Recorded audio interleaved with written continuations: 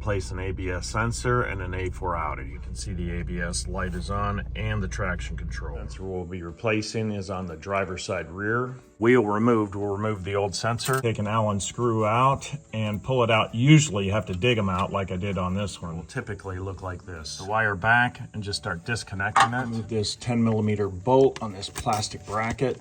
The other side of this plastic piece has a bracket, so you just kind of push it off like this. Plastic shield to just pull off. The wire from the shield. Wire just unclips. Following the wire up, you'll see it clipped up there. To push it up from the top, see what that clip looks like when you pull it out. Wire down out of the way.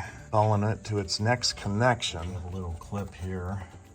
Pull this out. We have a rubber grommet. Pull that down.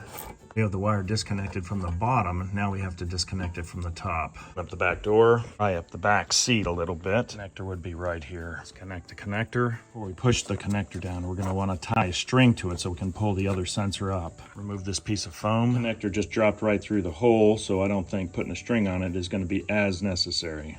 Take the new sensor, run it up through that hole from the bottom. Instead of a piece of string, I'll just fish a wire up through there. Fished all the way through to the other side, and I'll pull it through the holes. The wire until we get it all the way through. Piece of tape on it too, just so it didn't flop around. Disconnect the wire, plug in the connection. The wire back in there. It's a universal sensor, so it has another connector on it.